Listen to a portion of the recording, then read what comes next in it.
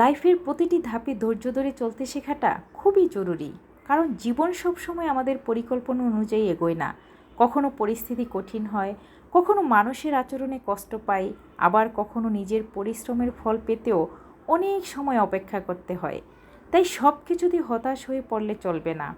প্রতিটি কঠিন অভিজ্ঞতা আমাদের নতুন কিছু শেখায়, অপেক্ষা করতে শেখায়, নিজেকে শক্ত রাখতে শেখায় এবং বাস্তবতা মেনে নিয়ে সামনে এগিয়ে যাওয়ার সাহস দেয়। জীবনের ভালো সময়গুলো হঠাৎ করে আসে না, সেগুলোর জন্য দরকার সময়, ধৈর্য এবং নিজের উপর অটুট বিশ্বাস।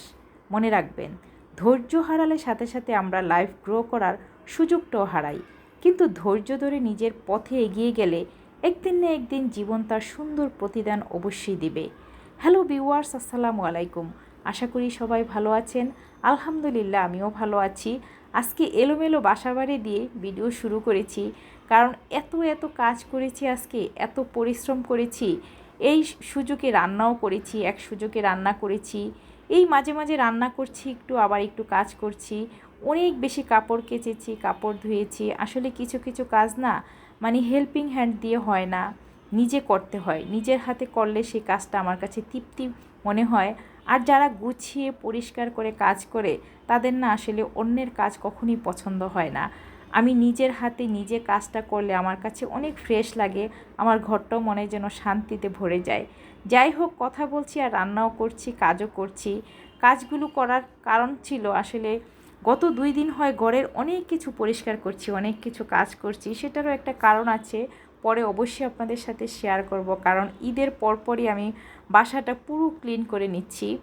তো আজকে রান্না করেছি মলাই মাছ চচ্চড়ি করেছি। গুঁড়া মাছ না এনে ফ্রিজে রেখে দিলে তারপর রান্না করলে বেশি একটা ভালো লাগে না, তাই আমি ঝটপট করে রান্না করে খেয়ে ফেলতে চেষ্টা করি। তো আজকেও মলাই মাছটা ধনিয়া পাতা দিয়ে ভুনা করেছি, কলমি শাক ভাজি করেছি আর করলা ভাজি করেছি। আমার কাছে কলমি শাক ভাজিটা এত ভালো লাগে, একদম পেঁয়াজ রসুন কাঁচামরিচ দিয়ে ফোড়ন দিলে এই ভাজিটা, আমার কাছে শাক ভাজিটা অনেক বেশি মজার হয়। যাই হোক, কলমি শাক ভাজি করেছি, করলা ভাজি আর ছোটো মাছ ভুনা করেছি।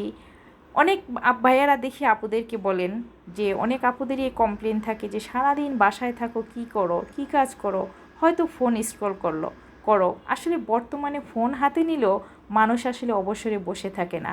ফোনের মধ্যে যে কী পরিমাণ এফোর্ট দিতে হয়, কী পরিমাণ ধৈর্য সহকারে এখানে কাজ করতে হয়, বাসা বাড়ির এই কাপড় কাচা রান্নাবান্নার চেয়ে আমি মনে করি মেন্টালি এই কাজগুলো বেশি কষ্টের।